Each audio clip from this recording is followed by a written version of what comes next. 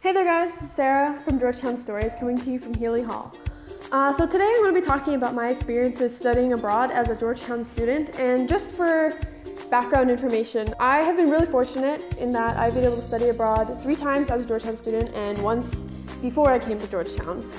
So after high school, I did a gap year in South Korea through a program called ASSE International, and I got to attend a local Korean high school for a year, which was a really amazing opportunity. Because of that experience, I now work as a TA for the Korean department here at Georgetown, and I've had a lot of other really cool opportunities like working for North Korean refugee NGOs, being a translator for pharmaceutical companies as well as TV stations like HBO. Also being a research assistant to professors like Mark Jacobson, which is here at Georgetown, and Jin Lee at Yonsei University in Seoul, South Korea. After I came to Georgetown, since I had this experience, I knew that studying abroad was something I really wanted to do while I was in college as well. And I got to do so through, I actually got to study abroad 3 times in 3 different countries while I'm a student at Georgetown. And some of you might be thinking that it's super expensive or complicated, or that you might have trouble with like transferring credits and stuff like that. However, never fear. I'm here to tell you all the different ways that you can go about studying abroad while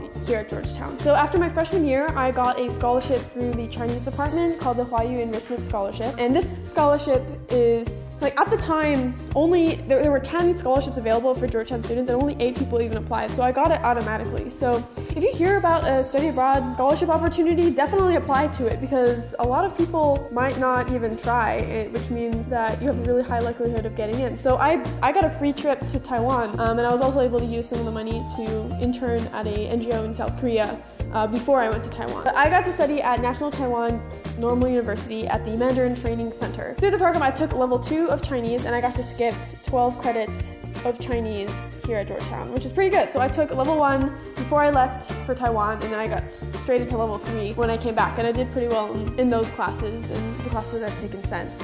And this is like a pretty typical thing for people who do this program in Taiwan. So if you hear about it, you should definitely apply. It's an amazing program. You'll love it. The second time that I studied abroad as a Georgetown student was at Yonsei University through a Georgetown-sponsored program called CIEE. So I applied for this program through the Georgetown Study Abroad office, and I got a scholarship through the Department of Defense called the Boren Scholarship. So a lot of Georgetown students apply to and receive different kinds of scholarships, either within Georgetown or through the government or through private agencies. So basically just apply to all the scholarships. Like, you can't get anything if you don't even try. So I definitely suggest applying to lots of scholarships. So the time that I spent in Korea was like totally free. I got $20,000 from the Department of Defense to study Korean and take classes at Yonsei. To be totally honest, I didn't have the most amazing experience with CIEE, and it wasn't really like Yonsei's fault or Korea's fault, because I'd lived in Korea more than once before I arrived in Seoul, and like I had been working in Seoul all summer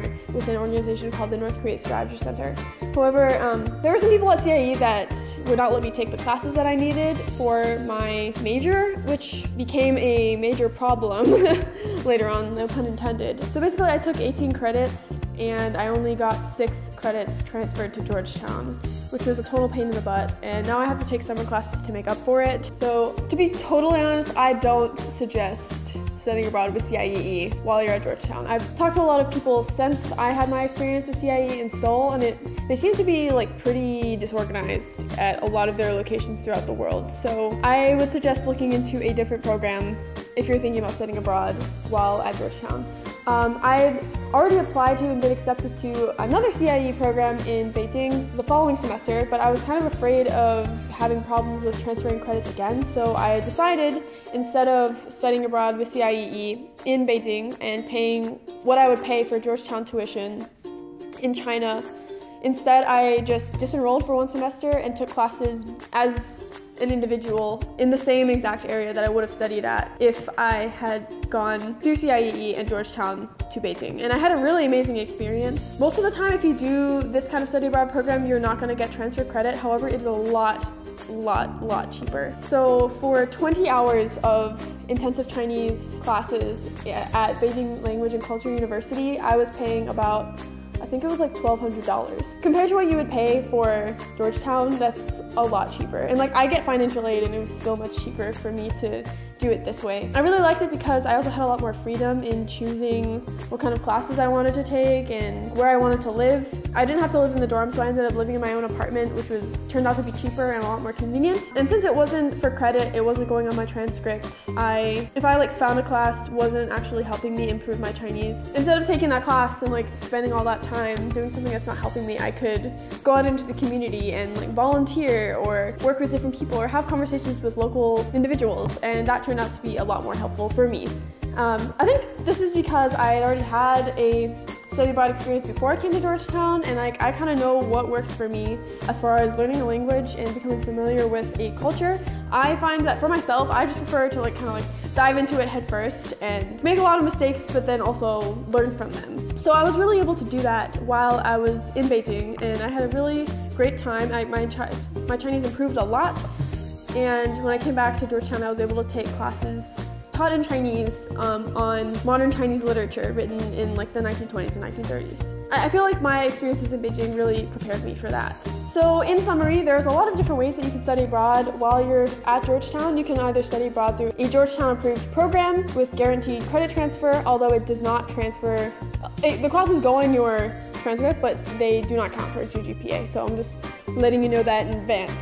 Or you can go just like as an individual to a country and improve your skills and like get the experiences that you want. So if you're thinking about studying abroad while you're at Georgetown, this is definitely something that you can consider. And it's something that I did and I don't regret it at all. Thank you very much for watching. If you have any questions about my experiences during study abroad or just as a Georgetown student in general or just like about my life, make sure to let me know in the comment section below.